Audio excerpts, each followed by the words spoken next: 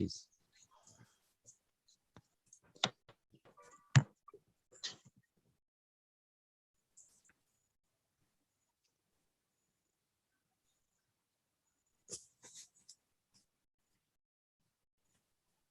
नमस्कार सर. नमस्कार विजय जी, कैसे हैं आप? Please, we are live on, please. Yeah. Today in the media conference with Lal Goel, which is brought to you by V4 News, Global TV, V4 Stream, Malnadu TV India, News Gaon Se, Samvad Sarokar News, Organ Donation India Foundation, Gyan, and Indo-Gulf Management Association. Our endeavor is to bring to you every day a new topic. And today our topic is transforming Indian villages.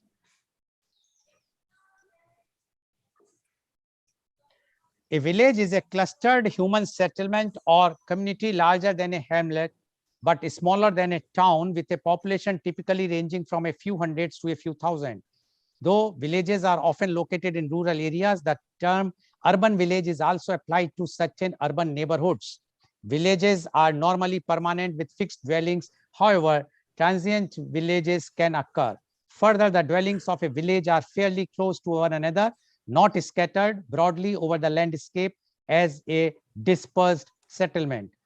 The soul of India lives in its villages, declared Mahatma Gandhi at the beginning of 20th century. According to the 2011 census of India, 68.84% of the Indians, around 833.1 million people, live in 6,40,867 different villages. Unfortunately, we have not got any further census done in India in last 10 years. So this figure is 2011 figure. The size of these villages varies considerably. 2,36,004 Indian villages have a population of fewer than 500, while 3,976 villages have a population of 10,000 plus. Most of the villages have their own temples, mosque, or church, depending on the local religious following. Nowhere mentioned whether they have a hospitals or college or universities in the village. That is not mentioned. Anyway, so today's our topic is transforming Indian villages.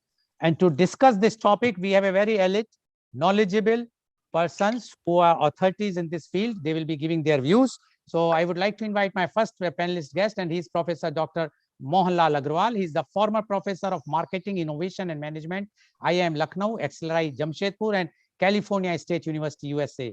He is president of Indo-Gulf Management Association. He is US Fulbright Fellow Boston, EFMD Fellow Paris, and British Council Fellow London. In 2019, he was ranked among the 251 most fabulous global education leaders. Welcome, Professor Dr. Mohanlal Agrawal.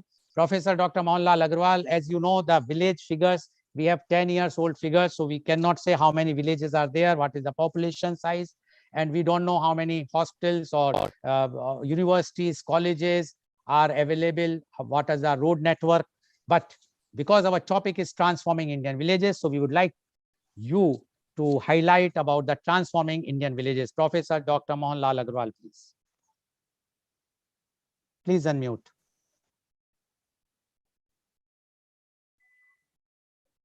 Professor Dr. Mohanlal Agrawal. Sorry. Once again, Mr. Goel, thank you very much for your very, very kind words about all of us. But at the same time, the topic makes us bound very, very beautifully, because I believe that people who are here today, they are the people who have been not only to villages as our own regular persons, but we have also done some work there as a part of our own responsibility to the society. So therefore, possibly we have a thing or two to say, and let's see that how viewers see those things and other things that we are going to add from our own insights and experiences. My interaction with the villages recently only has been in 1 year ago, that is last year, in the beginning of 2020, just when the COVID was starting, when I became a part of what is known as Unnat Bharat Abhiyan, UBA. Unnat Bharat Abhiyan has been started by the Ministry of Education or HRD or whichever way you take it. And the goal was that educational institutions and perhaps both technical and management education institutions, they should go there, study the problems that the villages have, and then work out solutions. And not only they should suggest solutions, they should also establish certain solutions. And those solutions can be based on the survey that we all were making under that particular mission, abhiyan or campaign or this thing. And very, very fortunately, it was being led by IIT Delhi. And IIT Delhi is the coordinating institution. So we were doing this. Now, I rather took the initiative of my own, not only just to be the head of that particular thing, but I also went to visit a cluster of villages near a place called Basti. Now, this Basti is near Gorakhpur, UP. So I went there, and alone I was. And in the beginning, I faced a lot of challenges, a lot of resistance from the villages, because they were very small villages, sometimes 1,000, sometimes 500, sometimes even 200 people. And a little hamlet, as you very correctly mentioned, the smallest of the villages. Now that one was just about, I would say, 150 people who were of a particular caste, of a particular community, and they were living like a cluster. In all those places, what you very correctly said about what Mahatma Gandhi had said, definitely if you go there, the eyes get opened up. What kind of difficulties they are facing and what kind of difficulties they just don't want to solve, and what kind of difficulties they don't want others to solve. I mean, it is something where first time I saw that there are difficulties, we know the solutions, but those solutions themselves are not being implemented for a variety of reasons. And those reasons also include the reluctance of the people for whom these suggestions are being made or these solutions are being made. So what is the first problem? The first problem is when you say something of any substance, of anything you do there, everything has to be under cash or with cash or related to cash. In other words, that cash is the currency that perhaps they understand better. That is number one problem that I noticed. Number two problem which I noticed was that it was also a problem of entitlement. And that entitlement is that because I'm poor, because I'm here, because I'm facing problems, therefore I'm entitled for A, B, C, D. Now, that was the second thing which was very, very heartbreaking for me. And especially when I had just come back from, after 12 years of being abroad, when I saw that, I was kind of, facing this dilemma and that how to deal with it. The third problem which I noticed was that there was no necessarily a cooperation among themselves. Among themselves means there was a problem of trust. There was a problem of who to trust, who not to trust. And I can believe that because they must have been duped, they must have been deceived, they must have been misled, they must have been promised, but those things were never done. That particular problem was also there. So it was an eye-opening thing for me I made about 3 visits of that particular thing. And it was difficult for me even to, end the day on a happy note. Always I was thinking, what exactly? Why?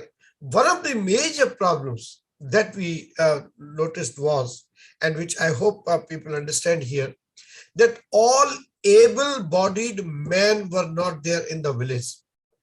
All able-bodied, or I would say mostly able-bodied villages. Why? They had migrated for work to the nearby cities, to nearby towns, some of them very, very far away, like Mumbai or Ahmedabad, wherever the wages and the work was much more attractive.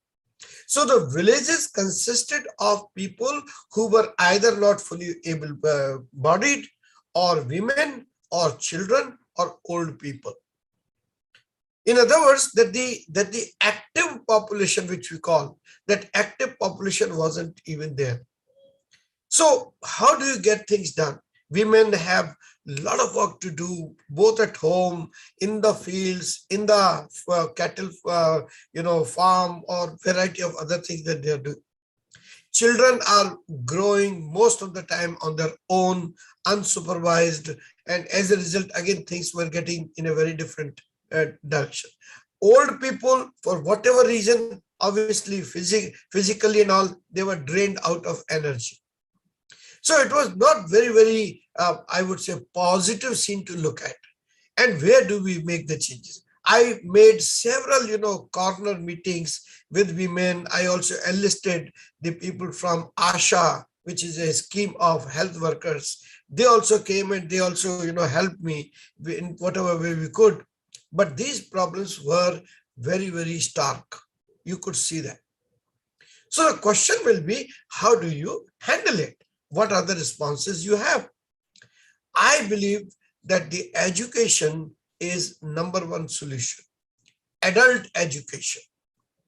Adult education is extremely important for the people who are left behind in the villages, whether it is women or whether it is aged, and somewhere this part has to be dealt with very well.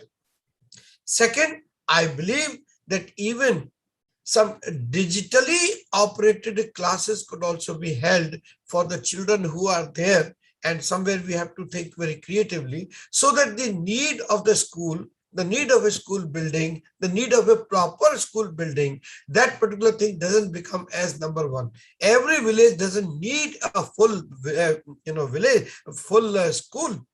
What they require is schooling access rather than school. So that particular schooling access, if it can be given in a blended mode or in a distant mode or in a digital mode, in some way where they can be, then that will be a fantastic idea.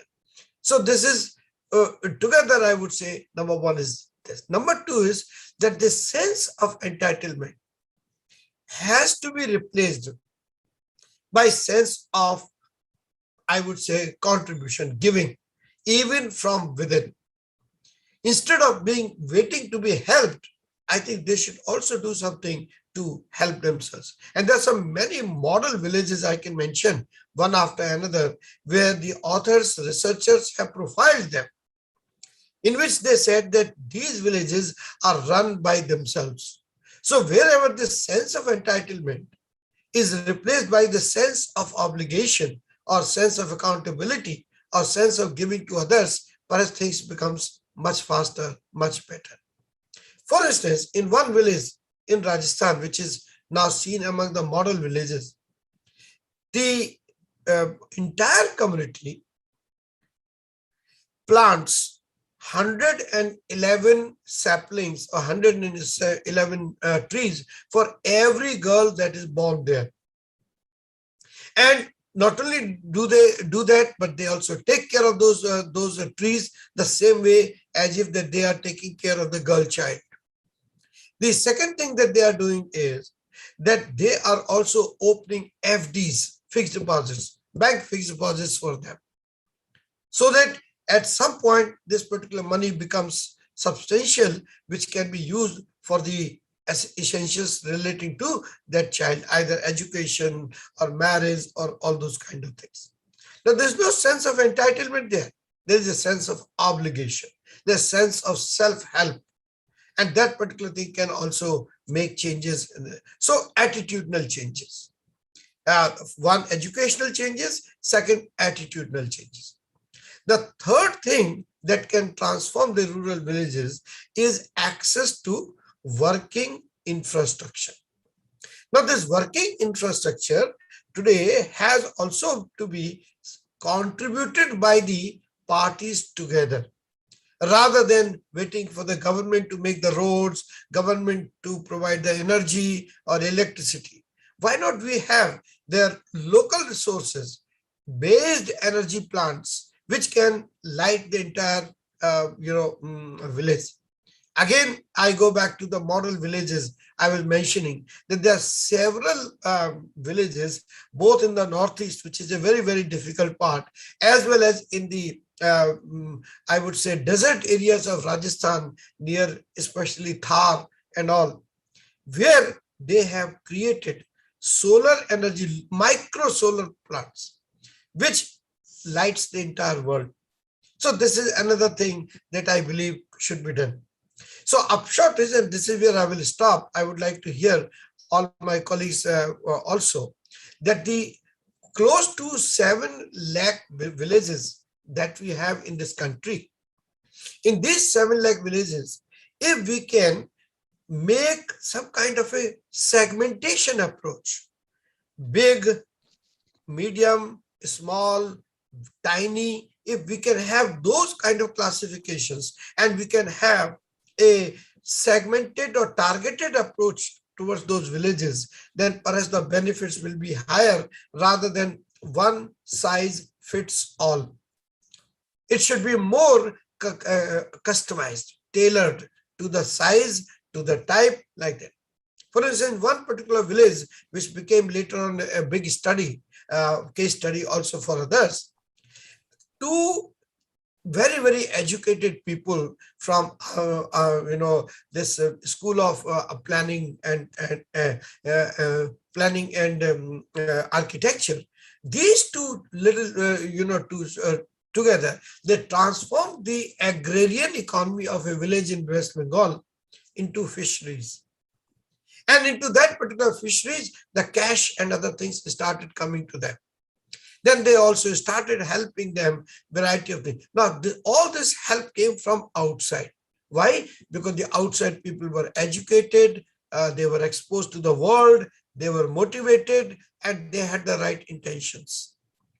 I guess these things are also important to come from within. So rather than waiting to be helped, I believe that some initiatives must come from within themselves. Now, somebody will say, they are going away because there is no livelihood, because there is no income source. That's why they are migrating. Well, there are many new jobs, many new occupations, many new callings which have now appeared, which can also be used. I'm not saying all of them, but many of them can also be useful. So this is the thing I would like to say. I would like to go more from within the villages approach, rather than going there as a consultant and showing to them that this is the world and this is what you should do. To me, that particular thing is more like, I would say, temporary, and it's not very permanent. That is how I feel rural villages can be transformed. Thank you, Mr. Goel, for sharing my 2 cents here in terms of my own experiences. Thank you, sir. Thank you very much, Professor Dr. Mohanlal Agrawal. Now, I would like to invite my next panelist guest, and he is Dr. Rajat Gera.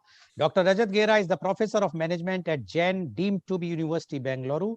Dr. Rajat Gera is a PhD in Management from Indraprasth University, New Delhi, MBA from Institute of Rural Management, Anand, and BTech from Allahabad University. He has been teaching at several institutes of repute in India and globally. He has more than 40 national and international publications and being published by Richard Ivey Business School. He has conducted corporate training for several leading organizations in private and public sector. Welcome, Dr. Rajat Gera. Dr. Rajat Gera, you have heard what Professor Dr. Mohanlal Agrawal has mentioned. Now, we would like to know your views on transforming Indian villages. Dr. Rajat Gera, please. Thank you, sir. And it is a privilege for me to be sharing this platform with you, with Dr. Mohan Agarwal and other eminent panelists. So, excuse me, Dr. Rajat Gera, your mobile is not stable. You have not kept on the table? No, it's not on the table. Is it okay? Better now? Please, so that it should not, because it's a live telecast. It sure, should not, it is in your hand or?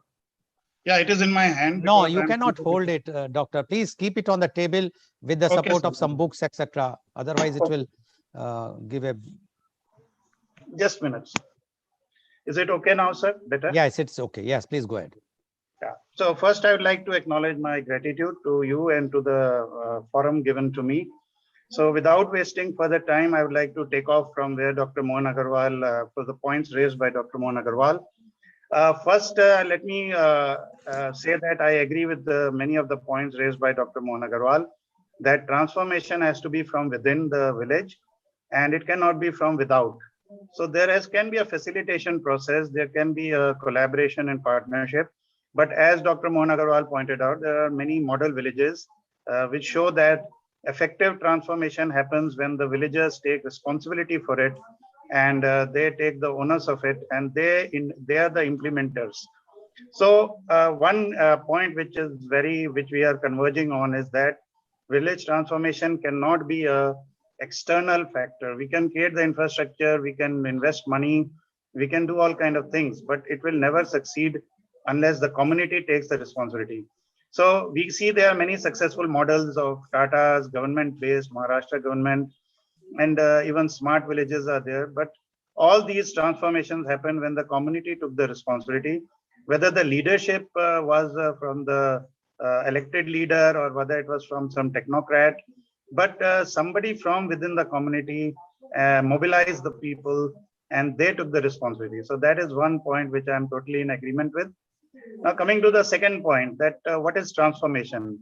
Now, if you look at Mahatma Gandhi's vision of transformation, he talked about a village where intelligent beings live and which is a self-contained ecosystem, which generates its own, it's a self-contained economy. It is not dependent on the urban or the external economy. So he talked about a vision of, I mean, I'm very impressed because what Mahatma Gandhi talked about is actually what is happening today. That if you look at all the model villages which are being transformed, the model of transformation is not the same. In some case, it is driven by technology, in some case by sustainable development of the forest or the sustainable development of the environment or the water resources. So every village, model village which has transformed has a different model of transformation and a different objective. So we cannot say that transformation has any universal definition. Yeah, the government talks about sustainable livelihoods or increasing the income. But if you look at Mahatma Gandhi's vision, he said the income will go up once the village becomes an ecosystem. So a sustainable ecosystem model is what Mahatma Gandhi envisioned. And interestingly, you will see that that is the model which is most successful as of date. A model where there are entrepreneurs within the village, there are lenders, and yes, we have money lenders, but we are talking of microfinance where depositors are from the village and the borrowers are also from the village. Or we can say employment is generated by the villagers for the villagers. So an ecosystem, because if you see a village economy or even if you see a group of villages within a block or a taluka are highly interdependent. You see, if you take out one part of it, the other part, see, let's take the case of, let us say, availability of water. If there is no water, you can't give education because the children will be involved in collecting water for the family. So there is a highly interrelated, interconnected economy, and you can't do development as a piecemeal approach. So any intervention has to be based on the environment, the people living there, their ecosystem, their needs, and only then some kind of development can start. And development should not be about linking. We talk about linkages, we talk about giving, and like Dr. Mohan Agarwal said, entitlement versus we are not here to do charity. So we must consider them as intelligent beings. Yes, I agree there is a challenge. Many villages, they don't feel the need for transformation. So another aspect is socio-cultural transformation is as important as infrastructure or economic transformation. So you cannot segregate socio-cultural transformation from economic transformation. So any transformation has to leverage the socio-cultural aspect, the economic aspect, the spatial and geographical aspect.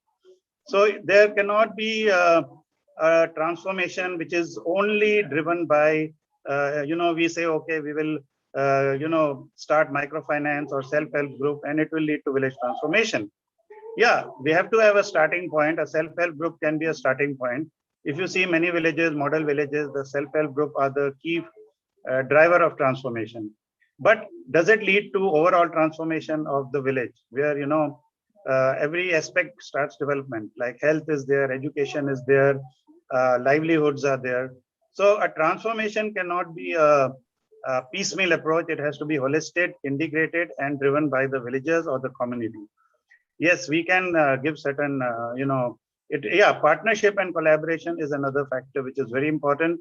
There has to be partnership with technology, partnership with the markets, partnership with the other, so any successful transformation model which we have seen is nowadays latest, it is leveraging technology. If you see, many of the villages have transformed just by changing the cropping pattern, shifting to, cash-rich crops or orchards, growing, horticultural crops. So transformation can be in any dimension, any aspect. But if we look at what Mahatma Gandhi talked about, which we have to understand, it cannot be unidimensional. It has to be multidimensional, and there has to be an ecosystem. It has to leverage the local ecosystem, the local environment, and the socio-cultural aspect is equally important. And if you see, like Dr. Mohan Agarwal was mentioning, there is no trust between the people in the community. So unless there is trust, the village as a whole cannot develop. So these are my key points which I would like to contribute. And if I compare with the Western model, I have seen villages in Austria and even in China, if you see, they are building big malls. They are actually, the model is to convert a village into an urban. It's a more like transforming a village into an urban society. So we have the opportunity to develop an alternative model of transformation where we preserve the village culture, the local environment. At the same time, we leverage the technology available today. So that is the opportunity available. So with that, I would like to conclude. Thank you very much. Thank you, Dr. Rajat Gera. Now I would like to invite my next panelist. Are you there, Dr. Monica Cole? Dr. Monica Cole, are you there? I think she is not there. So I would like to move to the next panelist guest, and he's Dr. Vijay Kumar. Dr. Vijay Kumar is from School of Education, APJ University, Gurugram, NCR. He's Master of Commerce in Business Management. He has done MEd, MPhil Education and PhD Education from Jamia Millia Islamia. He has been founder, faculty in many institutes of teacher education and started new program of teacher education. He is associated with reputed national as well as state teacher education institutions. He received awards from Intel Incorporation, Microsoft Incorporation, and Sri Eurobond Society for Integration of Technology and Zero Cost Innovative Educational Practices. Welcome, Dr. Vijay Kumar, on our show. Dr. Vijay Kumar, you have heard our earlier panelists, Professor Dr. Mohan Lal Agarwal, as well as Dr. Rajat Gera. Now, we would like to know from you your views on transforming Indian villages. Dr. Vijay Kumar, please. Thank you. I think we lost Dr. Vijay Kumar. His connection was weak. This is the problem in the city like Bangalore. I don't know what is the situation in the village. We are talking of Indian villages. Dr. Vijay Kumar, are you there now? Yeah. Can you hear me? Now we can hear you. Please go ahead. Yeah. So first of all, No, we can't hear you. It's a privilege for me to be talking to you. Yeah, can you hear me? Yeah, we can. Please go ahead. Please go ahead. Yeah. So I would like to talk from the perspective of a teacher educator, because I'm a teacher educator and my responsibility is to prepare teachers. So I feel that future teachers, they have this compatibility, they have this capability to develop the village society, the societies. So I am also the program coordinator here in APJ Satya University. First of all, I would like to tell a little bit about the university. So this university has a vision and mission of man making and nation building. And how we are doing it? We are doing it with the help of so many innovative courses. And we also have a provision of community services means every student in the university, they have to complete at least 1 credit of community services.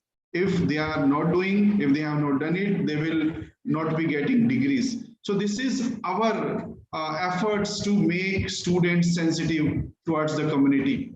So when I joined this university, I started a national service scheme, which is the behind the ideology of Mahatma Gandhi. Mahatma Gandhi, as we know, he was a very fond of rural development, village development, and he used to say that the soul of the country resides in its villages, and if the villages perishes, the whole nation will perish. So he, with the help of, with the support of Dr. Zakir Hussain, they started Nai Talim. And Nai Talim, the purpose behind Nai Talim was basically to ensure that the youth doesn't have any wrong conception about the education system, and they help in the development of village community. So NSS, we have Unnat Bharat Abhiyan, the purpose of which is to transform village economy so that villagers, they don't have to go to the urban areas for their necessary needs. They don't have to go to the urban areas for their health needs, technological needs, education needs. Everything which they see in urban areas is available in the rural area itself. So what is the purpose? I would like to talk on the role of youth in the rural development. Rural development is possible only and only when youth is interested in doing their services for the village community, for the rural areas. So if some students, they are interested in serving the community, they can do through a national service scheme, which is NSS, Unnat Bharat Abhiyan. And also we have another provision, that is the Rotary Act Club, which is the sister concern of Rotary International. So if a student is interested in doing community services, it helps in building a campus community linkage. Why campus community linkage? Because we know that there is a huge gap between what is needed by the community and what is being taught in the campuses. And this is the reason I think that our universities, our colleges in India, they are lagging behind in the international ranking. So they must have a campus community linkage scheme for public service by youth. This also helps in the personality development of youth. And why it works, how it works, when the students go in the village community, when they start building dialogues, they develop the leadership skills. They develop how to build dialogues, which is a very important skill in the 21st century. So development of personality of students happens through community services. And the another important thing which I was talking is that there is a huge gap between what is needed in the personalities of our students, our graduates, and what is needed in the community. So what community needs, that can be provided by a youth of the country. They know, they have knowledge, they have skills, aptitude also we need to develop. Okay, and so that will help the village, that can be used in the development of village economy, village community. Similarly, what is needed in the personality of youth, that they can learn from the community. See, whatever we get from the society, from the community. And we have to, after, for example, completing our courses, our programs, we will be serving on the village, on the community only. We cannot think of some profession which is not being performed in community, in society. So ultimately, we will have to do, whether we are engineer, whether we are a teacher, whether we are a doctor, anybody we are. So we will have to perform while we are in the community. So that compatibility, that capability, all these skills can be learned only when we are in the community. So this becomes very important. From the perspective of a teacher, why we are using these community development initiatives, projects for the development of personality of our teachers, future teachers, teacher trainees, this is very important. we know that business has their own environment. Environment is very important factors for the success or failure of any business organization. Similarly, educational institutions also works in some environment, and we know there are some internal environment and there are some external environments. So there are some questions when we teach our future teachers, our teacher trainees. And what are these questions? Why, what, when, where, how, all these questions. So why is related with the aims of education. Aims of education is provided by the apex body. For example, in India, it is NCRT. We cannot decide our own objectives. So why is given? What is also given? What is also given by the apex body? For example, NCRT. So what will be the curriculum? What is to be taught, for example? That is also not decided by the teacher. That is given from the higher authorities. But how we can transact these?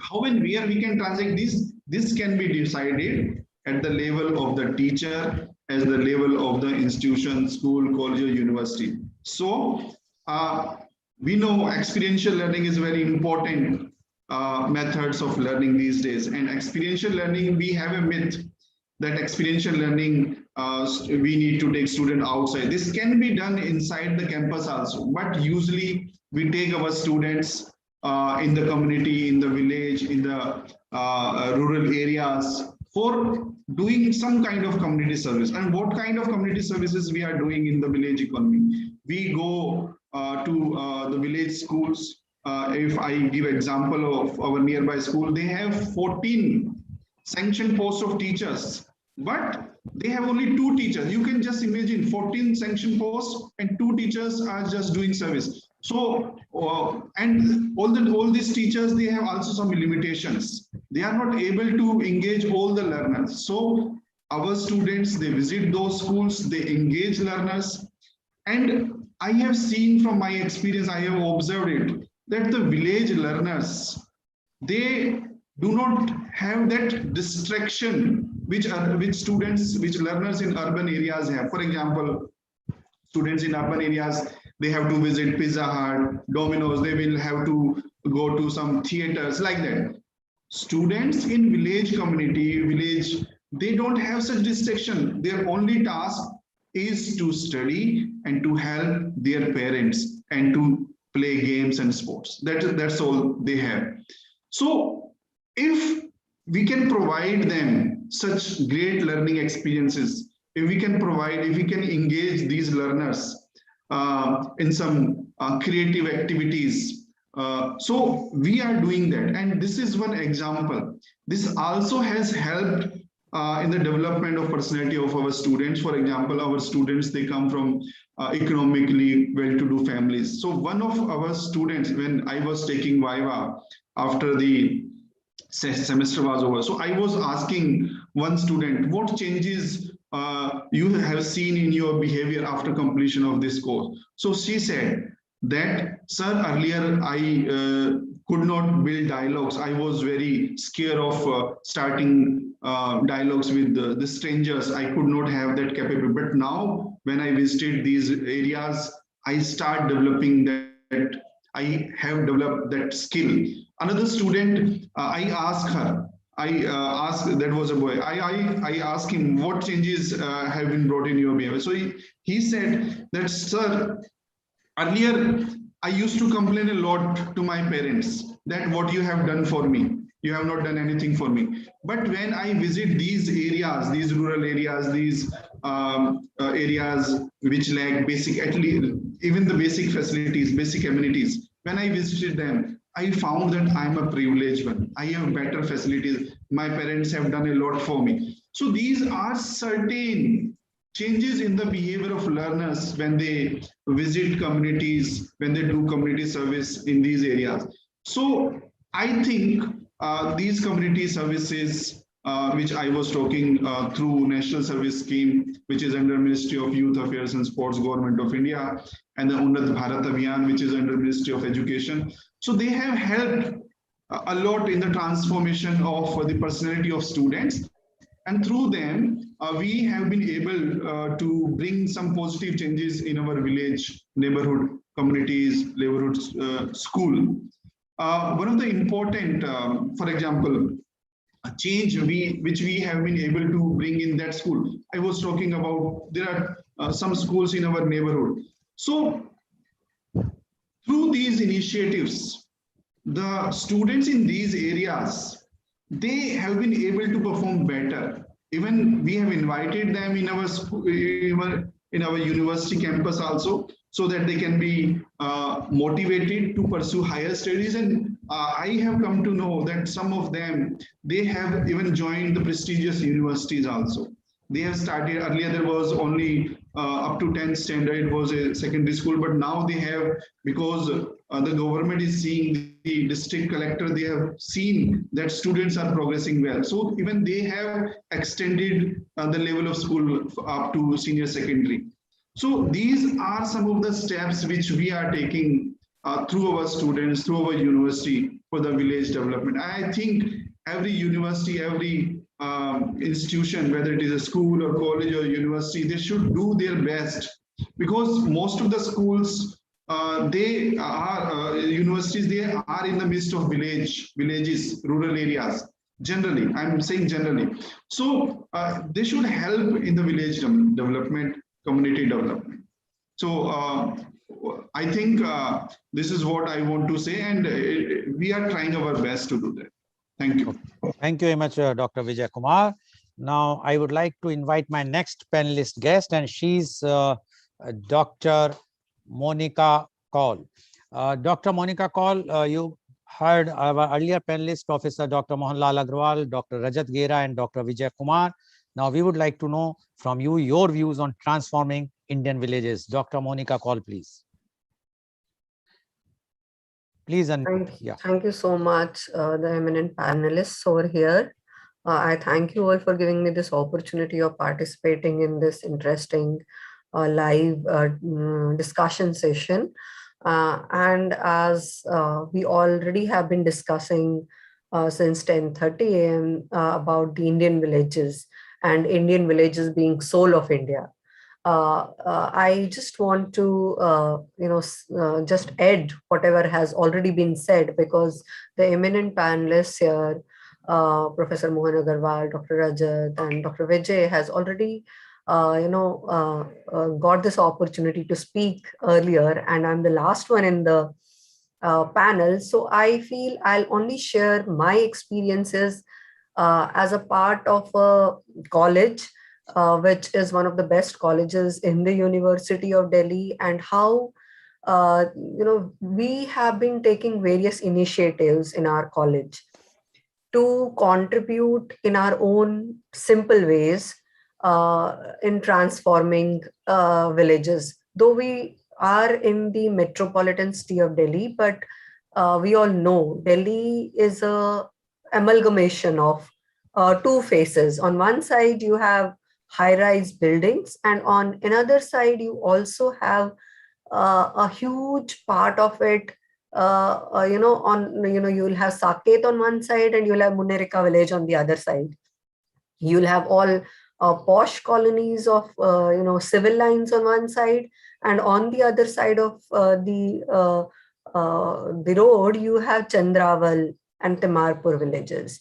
So we at Hansraj have been, since I've joined this college, I've seen that there has been a culture of being a socially responsible institution. So from very beginning, we have been taking care of certain initiatives. We have been, running certain programs in these adjacent villages. For example, as a college, part of the college where we have students coming from all across India, we took up certain projects where the students from different academic backgrounds, or the students from different social backgrounds, cultural backgrounds, and some of them themselves from the very small villages came in. They could relate to some of the problems these adjacent villages were having. One of the problems which we recognized was that there was lack of quality education being provided to those areas.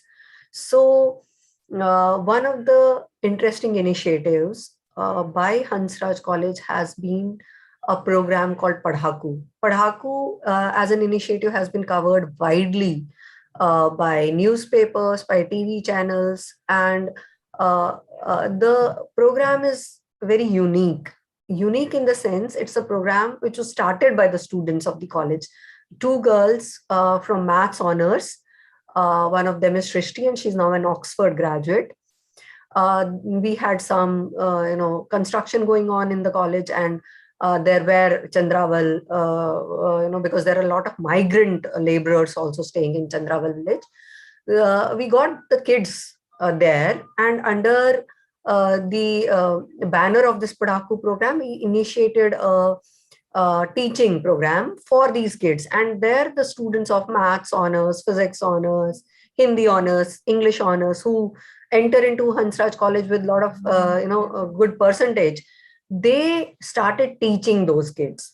Initially, it was just to help them in their basic school curriculum.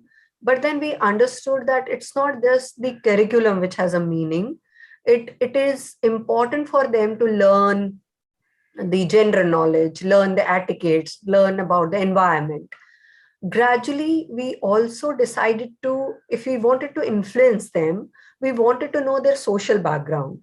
So we got in their parents in. Fathers refused, but mothers did enter in the Hansraj College campus. We gave them the feel of the college campus looks like, and we did PowerPoint presentations with the women talking about various women health issues. So, it was like a program wherein we as a college are trying to transform the adjacent village of Chandraval. It all started from there. But then we wanted to extend it to the other parts, and we selected Yamuna Khadar. I'm sure if you Google Yamuna Khadar and if you Google Hansraj College, they'll appear to be synonyms. We kind of adopted this slum. And it's been now 12, 13 years. We are a family to them. Every weekend the kids go there. We did ICT training with the students because they had to shift on to the online education mode during the pandemic. We went on to talk to the municipality of the area to sponsor some toilets there. We also did sanitation programs under the Swachhata Pakhwada and Swachhata initiatives. The students went and they cleaned, they started cleaning the entire area. So, that kind of motivated people. Then we talked about how dengue is spread. We talked about how different, communicable diseases can be prevented.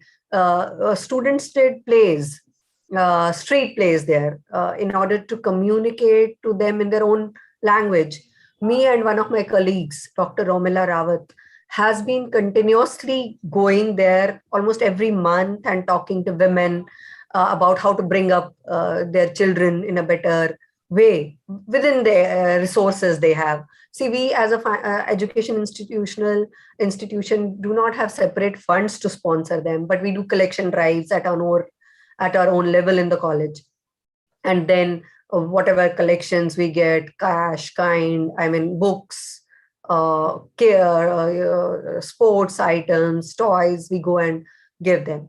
But what I want to bring to the notice of this eminent panel here is that UBA was another very important initiative by Government of India, Unnat Bharat Abhiyan, which we are also a part of. Our college is one of the participants in the UBA program. So, because the program is focused on villages, and today's discussion is on how to transform the rural areas, we started thinking a bit loud, but decided on catching the low-hanging fruits first. So 5 villages were selected because it was important to get into the program. You had to select the 5 villages in the adjacent area. So we have Shastri Nagar village, and we have Timarpur village, which is just like 2-3 kilometers from our college. And we have Khajuri Khas, which is again 4-5 kilometers from the college, which we have adopted.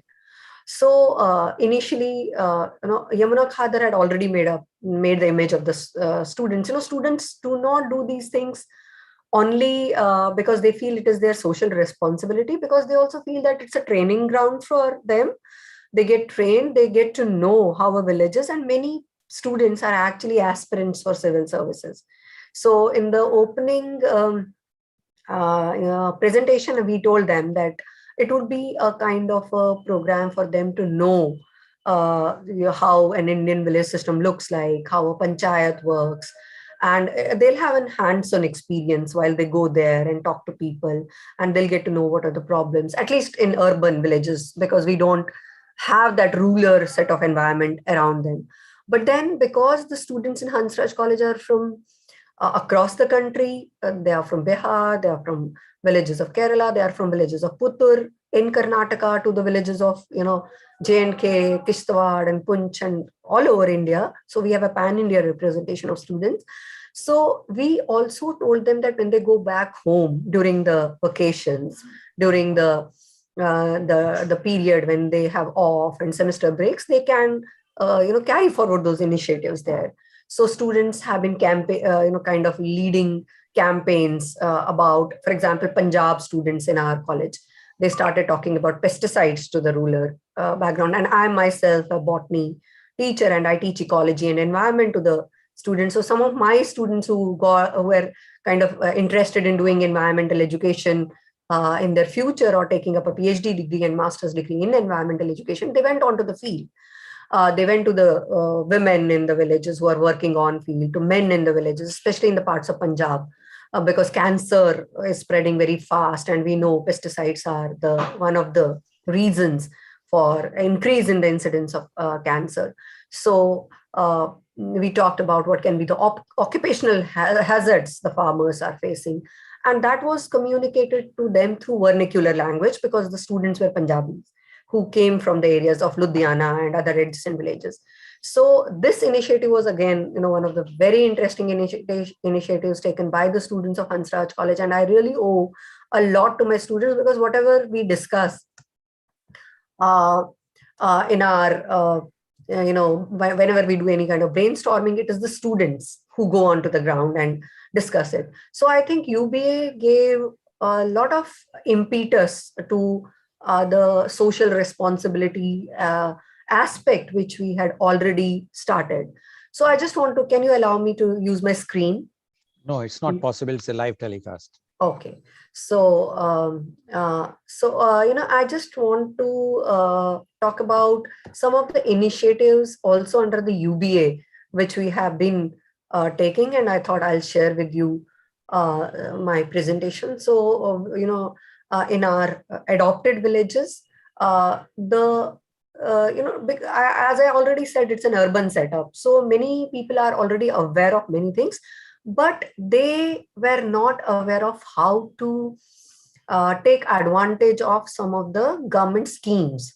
And this we took as our responsibility, that whichever villages we have selected, including Yamuna Khadar as our flagship program, and extending it to our adopted villages under UBA scheme, we thought of, making pamphlets and small posters in Hindi regarding the different government initiatives, because many people are not aware about.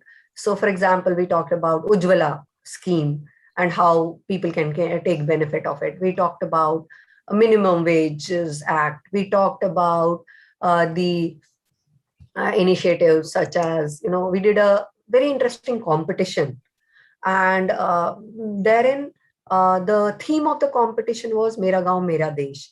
So how much do you know your villages? That again, during the pandemic, helped students to visit every area of their villages, because this competition was how much in terms of what your village has in terms of resources, what your village has in terms of cultural heritage, what your village has in terms of the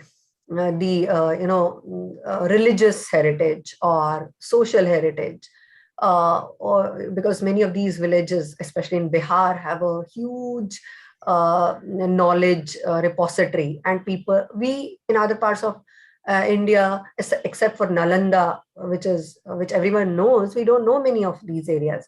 So when this competition was held, we were like spellbound to know how self-sufficient our villages are, some of them. How has education reached in last few years after the implementation of Right to Education Act, and how people are benefited out of it. But we also observed that there are still some villages which have not improved the way the very adjacent villages have. So we wanted students to find out what are the probable reasons for not every village in a state doing so phenomenally well, like some of the villages. So we found out the reasons, maybe because I would, as a woman, also want to find out wherever the women literacy is more, villages are more progressive. Wherever women are aware about their rights, the villages are socially more conditioned than where the women is still at the back foot. So our conclusion was that women education is very important, and we need to educate women in the villages. And for that, what can be done? So we also wrote a letter to the PMO office regarding what kind of initiatives need to be taken, because this was a UBA. UBA wants us to do that, to take surveys, to find out the various aspects. I am also very proud to share with you that Unnat Bharat Abhiyan did a competition regarding how different educational institutes or UBA partners are helping in pandemic time. So a national video competition was held. It was first held at the regional level, and all the regional winners went on to compete in the national level. And in the regional level competition, Hansraj College won the first prize in national video making competition on COVID awareness. And later at the national level, we won second prize. So, this again, though prizes are not important, but this gives kind of, kick to the students to work more, because their efforts, because this video was entirely made by a team of students who are a part of UBA and NSS Hansraj College.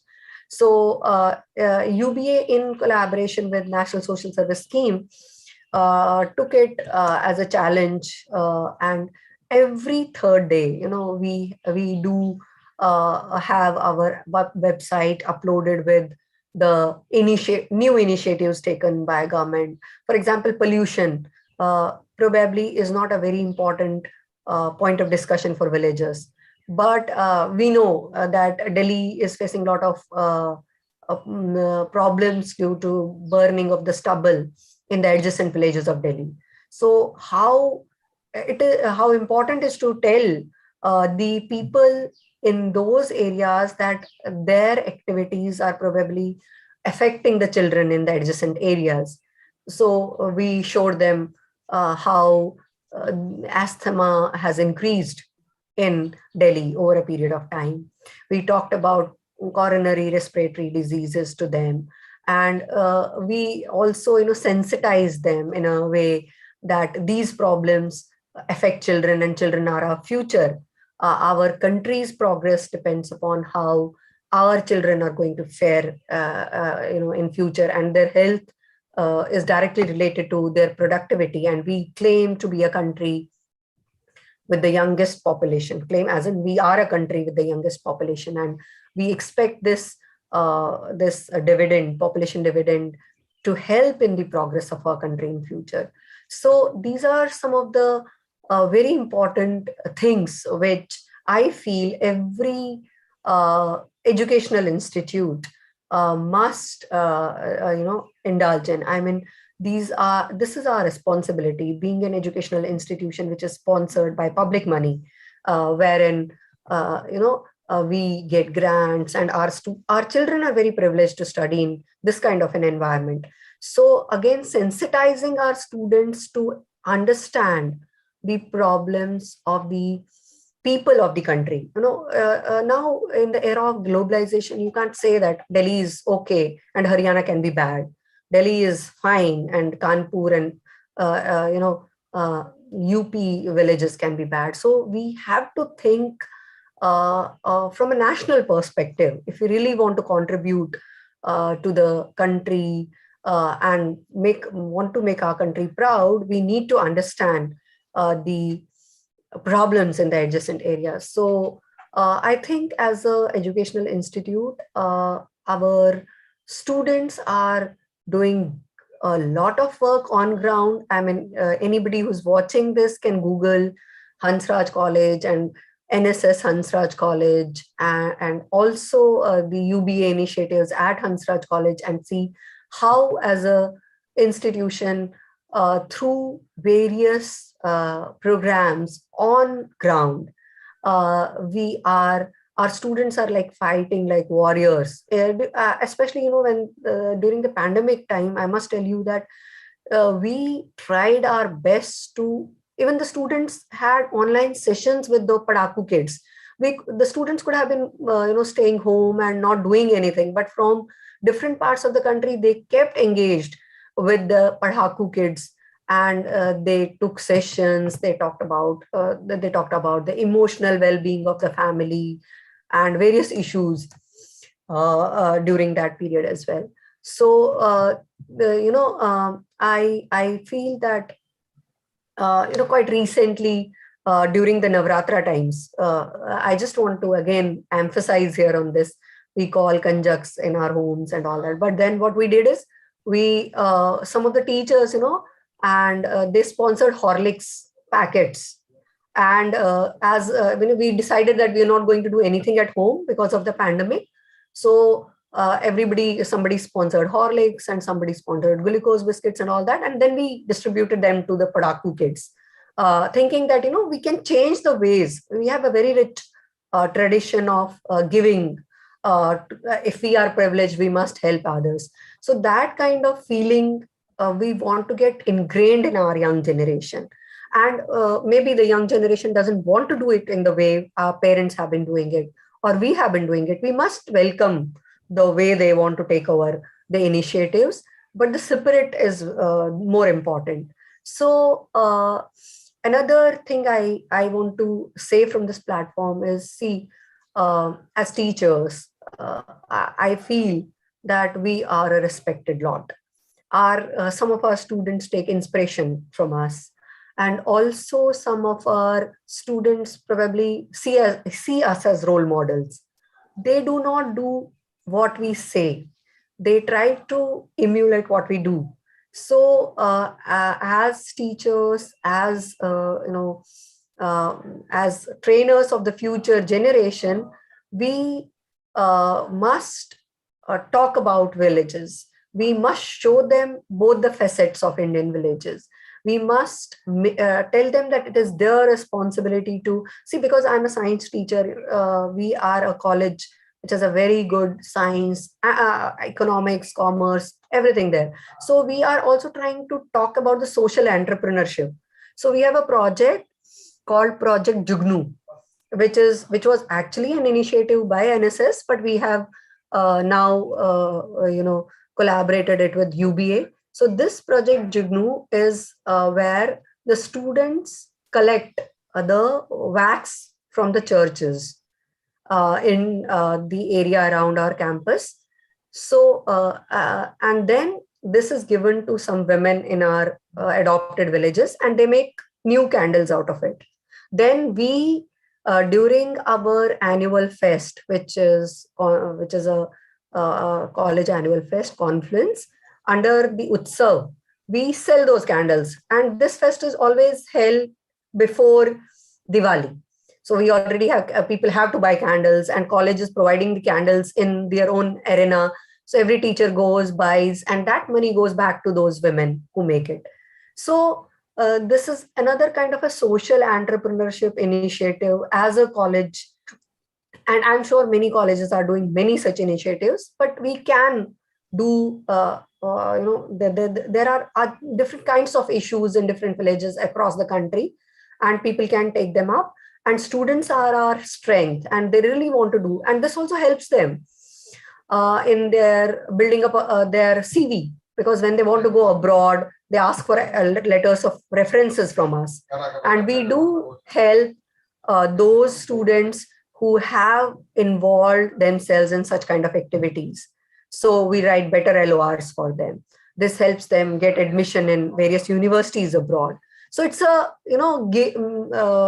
win-win situation for teachers. It's a win-win situation for the students, and it's a win-win situation for the program initiatives like IIT Delhi, who started a UBA. So I think I think people are looking at me, and I must stop here. I have already taken the time which was allotted to me. Thank you very much, Dr. Monica Goel, Thank for you, giving everyone. news. Now I would like to ask some questions. Viewers, you have listened what the educators and our panelists have spoken, but what is the ground reality? I think I have, as a host of the program, I have a right to ask that question. My first question goes to Professor Dr. Mohanlal Agrawal. Professor Dr. Mohanlal Agrawal, we have heard one word called Pura, that is providing urban amenities to rural areas, which was mooted by former President Dr. APJ Abdul Kalam in January 2003 as a way of empowering and accelerating rural development. And new name was given by this government as Shyama Prasad Mukherjee Rural Mission, SPMRM. 20 years passed, almost 20 years passed, 18 years passed. The conditions of the villages, Indian villages, are very bad. The ground reality is whatsoever we are talking, it is like that the urban people wants to do charity to the villagers, although you have mentioned very clearly that it should come from inside. But what we are seeing is that we are sending the students, they will go there, they will have a photo ops there, they will put in their CVs, they will get admissions here and there. But what is the ground reality? The ground reality is there is no basic infrastructure in the villages. There are no proper roads, no electricity, proper electricity, no internet facilities, proper internet facilities, and forget about the hospitals and educational institutions.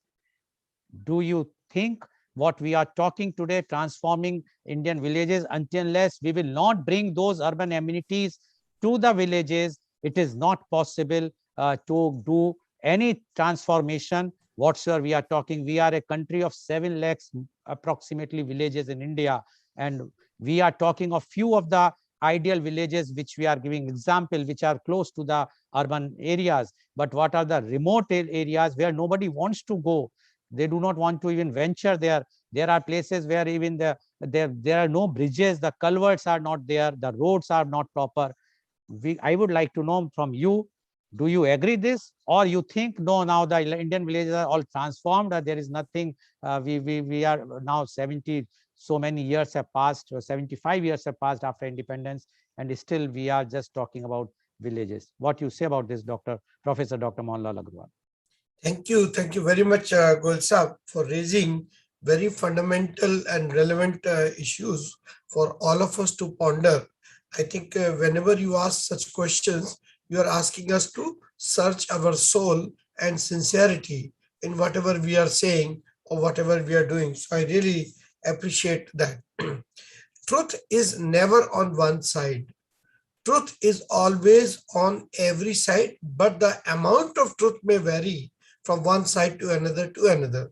That's the beauty of life, and that's also the complexity of life, that no one is fully right, nobody is fully wrong. So let me take first point which you mentioned about Pura. I also saw that a lot, and thereafter, naming doesn't matter to me, that who did that whether it was Abdul Kalam or whether it is BJP, those things are just to get some brownie political points. And I think we as perhaps thought leaders or thinking persons, we shouldn't be misled and we shouldn't be somewhere going to those directions because the names are attached. Essence is what they are saying. Now, if we look at the essence of Pura, it is a very, very good example. But then the question is that urban facilities, are they suited for the villages? I mean, saying something as a slogan and saying something relevant can be two different things. It is not that I have highest regard for what he's saying. Urban facilities, what are the urban facilities? Are you talking about infrastructure facilities? Are you talking about basic sanitation? Are you talking about college and a university in every village? I mean, what is the meaning of urban, providing urban facilities to the rural areas? There has to be some kind of contextual relevance, and it also has to be whether it is needed or not. Suppose we create a mall into a rural area because this is what urban people are looking at, then it is a disservice to both, to the people who are investing as well as the person who are receiving, because there will be no customers. There will be nothing like that. Then what will happen of those edifices that we have created? Are these things free of cost? Is the government is providing free of cost? Government will also be taking it from taxes and from variety of other sources, because government doesn't produce anything of its own. It only distributes, collects and redistributes. So therefore, that particular thing to me is more like a message rather than a strategy. So that is number one point which I would like to make, whether it is coming from him or coming from BJP or coming from even future governments also. Still, it doesn't change the point which I am trying to make, that every change must be contextual, relevant, and worthy of making that change. Every change is not like that. The second point which you mentioned is that the villages conditions is bad. Yes, totally. But that is also not true fully, because there have been number of villages which are no longer looking as villages. I mean, if I want to take my family or children, chalo, let's go to villages and I'll show you the villages. Where is the village that? That kind of thing has become either the town outskirt, or it has become adjacent to a particular city, and therefore it has become a curate's egg. Some part good, some part bad. So therefore that part is also not there.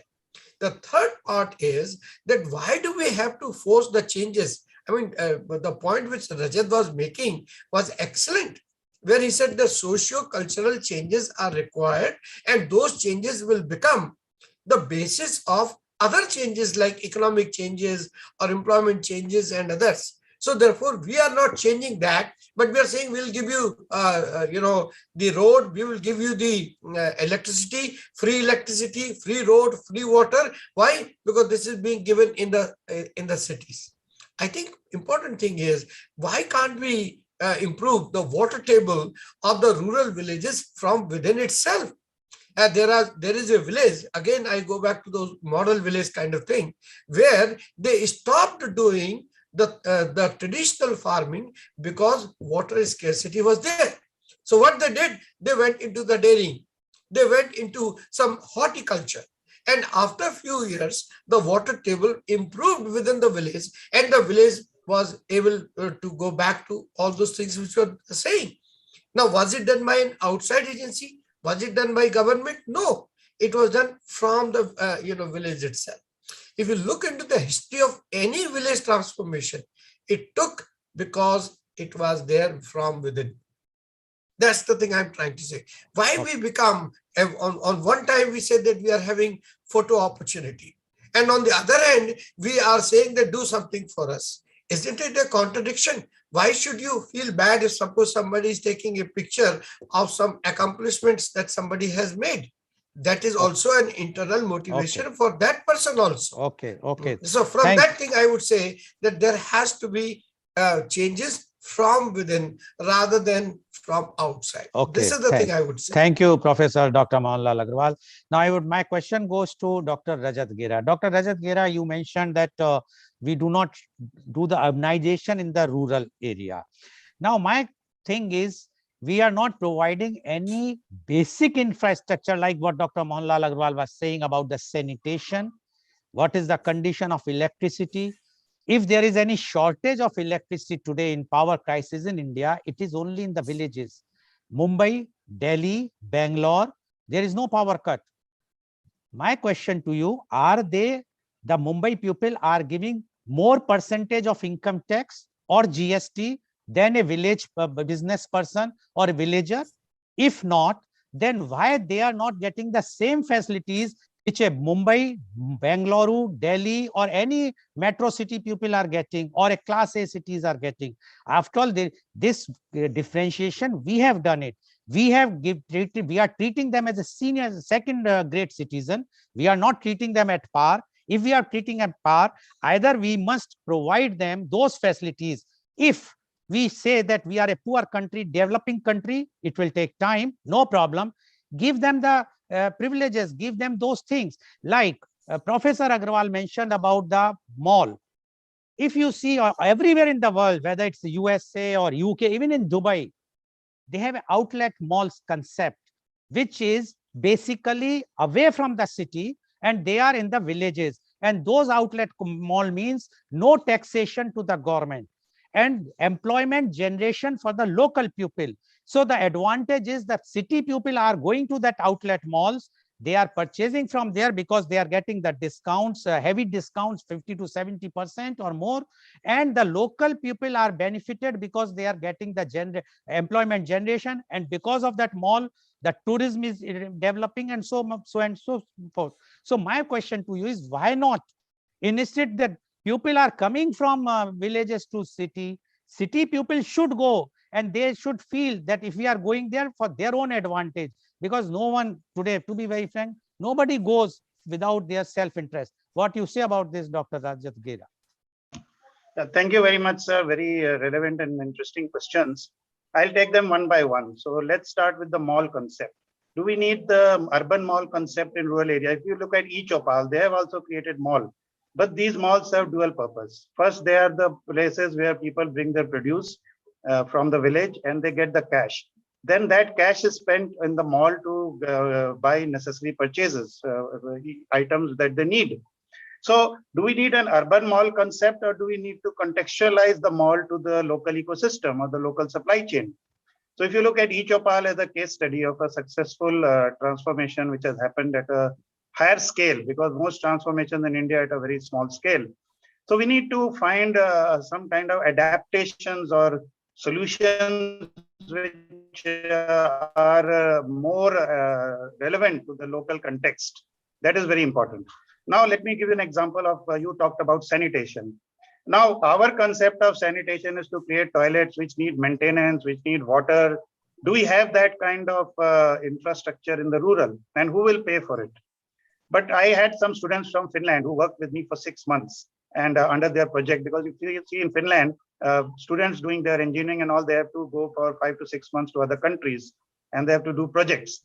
So I asked the project advisor that what should I tell them? What is the objective? They said, don't tell them anything. They will decide everything. Now, one of the solutions which one of the students found was a dry toilet solution. Now, a dry toilet solution is a solution which doesn't need water, and it can be constructed locally by everybody at a very low cost. Now, I was very surprised, and he told me it is somebody in Tanzania has done this innovation. So if you see, even Sweden is trying to do some innovation in sanitation, which doesn't require so much water. So my point is, one is the social cultural. If you see these two movies, Manthan and one is Toilet Prem Katha, you will see that transformation cannot be done just by making toilets or making some facilities. You see, these facilities should be needed by the people. They should be supported, because, you know, who will do the, in urban, we have say 1 million people staying in one certain area. So you can create these kind of facilities and economically people pay for it, or somebody pays through directly, indirectly. But where we have a village of say 1,000 people or 1,500 people, is it economical? Is it feasible to create such solutions?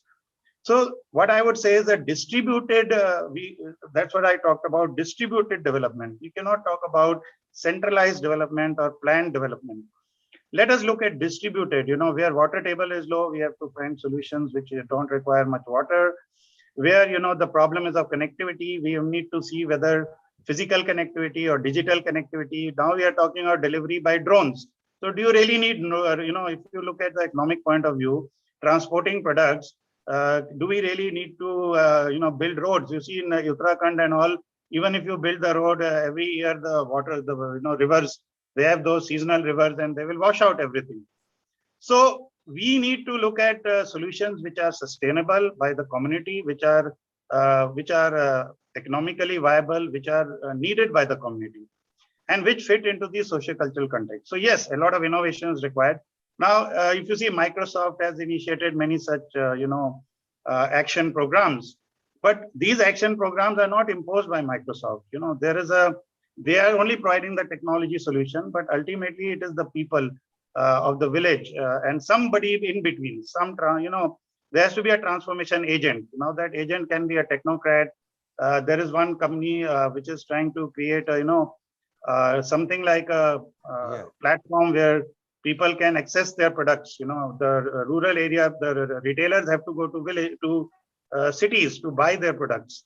So what they are saying is okay. So these kind of contextualized local solutions. Okay, thank you very much, Dr. Rajagira. My question goes to Dr. Vijay Kumar. Dr. Vijay Kumar, if the things have changed as you all have mentioned, then why this migrants problem we have seen to this time during the COVID, and now against the reverse migration, although it was a reverse migration, after all the migrants who have gone to the big cities, even in Mumbai or Bangalore, etc., or Delhi, and they have gone back to the village, and now again they have gone back to the big cities. It clearly indicates that there are no job opportunities, no proper education facilities, no such type of facilities that will create the atmosphere for a youth to stay in the village. What do you say about it? Yes, Yeah, go ahead. Thank you for asking this question, sir. I think the government should have the bottom-up approach instead of top-down approach. That is the basic issue I think we have in our country. Instead of the bottom-up approach, the government, most of the time, I'm not saying there have been some initiatives in which the government wants responses from the community. Even this Unnat Bharat Abhiyan, also the government directs various educational institutions through their students that they should collect data from the villages. So the issue of migration which you are talking, sir, this is really because of lack of employment opportunities in the villages. Because of these opportunities, people, they have to move to the urban areas, because urban areas have all the good facilities, they have employment opportunities, their living standard is very high as compared to rural areas. So they have to move to urban areas. During the COVID lockdown period, because all these opportunities, they were scaled down. Because of that, they have to move to their hometowns or their villages back. So that was the reason. But again, when the situation improved, they felt that it is better to have some work. It is better to move to urban areas, because if they don't have anything to eat in their rural areas, they will not be able to survive. At least in the urban areas, they will have some opportunity, some chances to survive. Government will take care of them. There are very charitable organizations who are taking care of them. At least somebody should. Okay. Yes, we got your point. Thank you very much, Dr. Vijay Kumar. Are you there, Dr. Monica Call? Please switch on your video if you are there. Dr. Monica Call, are you there? No, she is not there. Okay, fine. So thank you very much. And so viewers, you have seen or heard today. Sorry, I'm there, sir. I'm there, sir. Okay, because you have kept your video.